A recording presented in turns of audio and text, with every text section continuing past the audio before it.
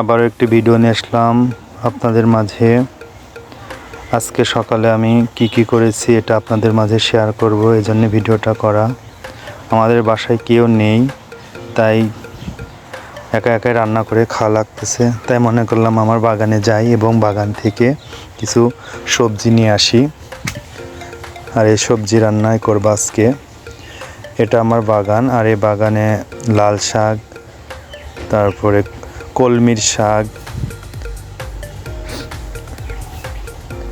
মূলার শাক, বিভিন্ন প্রজাতির শাক রয়েছে।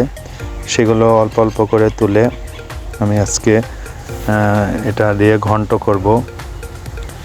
আর পানি নেই, আর শাকগুলোতে পানিও দেওয়া হয়নি ওইভাবে, তাই বেশি বড় হচ্ছে না। এখান থেকে কিছু শাক তুলে আমি মনে করলাম যে একটু মূলার শাকও তুলি, তাই আবার মূলার ওখানে চলে গেলাম এবং মূলার ওখানে যেয়ে কিছু মূলার শাকও তুললাম। আর মূলার শাক দিয়ে লাল শাক দিয়ে একটু ঘন্ট করব। এই যে দেখো বন্ধুরা, মূলার শাকগুলো তুলেছি। আর পাশে আমার মরিচের কিছু গাছ ছিল, দেখলাম যে আসলে মরিচ তো লাগবে, মরিচ তো গাছ থেকে তুলে নিয়ে যাই, এজন্য কিছু মরিচও নিলাম। কিছু কিছু গাছে মরিচ ধরেছে, আবার কিছু কিছু গাছে মরিচ ধরি নাই।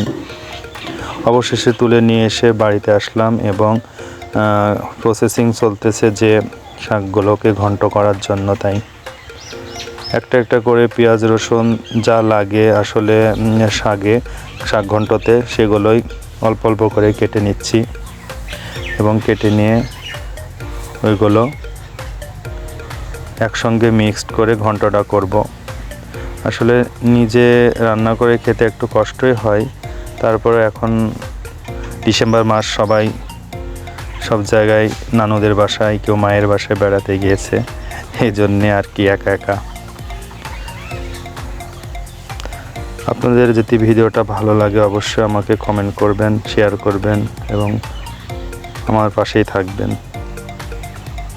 কিছু রসুন, জানি যে রসুন একটু বেশি দিলে শাক ঘন্ট নাকি অনেক মজা হয়, এজন্য একটু রসুনের পরিমাণটা বেশি দিয়েছি। আর আমি এটা অলরেডি ধুয়ে নিয়ে এসেছি, আর এটা আমি প্যানে দিব, তাই এই যে প্রেসারের ভিতরে দিয়ে দেব। আর এই প্রেসারের ভিতরে আমি কুটি কুটি করে কেটে, চুলায় যাব না, আমি গ্যাসেতে দিয়ে দেব। আর এটা একটু সিদ্ধ করে নিয়ে ঘন্টটা করব, যেন তাড়াতাড়ি হয়ে যায় কাজটা।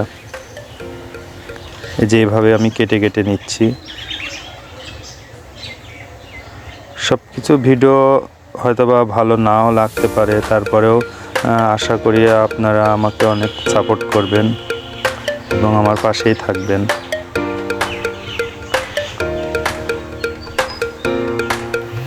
এর ভিতরে কিছু ডাল দিয়ে দিয়েছি, ডালগুলো দিলে একটু আঠালো আঠালো ভাবটা আসবে, এই জন্যে ডালগুলো দিয়ে দিয়েছি। আর অবশেষেই আমি এটা ঢাকনা দিয়ে আটকিয়ে চুলার উপরে তুলে দেব, যেন শীষ হয়ে ওঠে। একে একে গুঁড়া মরিচগুলোও দিয়ে দিচ্ছি, আপনারা আপনাদের মতো পরিমাণ মতো এগুলো দিয়ে দেবেন আপনারা যদি কোনোদিন শাক ঘন্ট করেন। আর ভিডিওটা কেমন লাগছে অবশ্যই শেয়ার করবেন। আজ এই পর্যন্তই, সবাই ভালো থাকবেন আশা করি। আসসালামু আলাইকুম।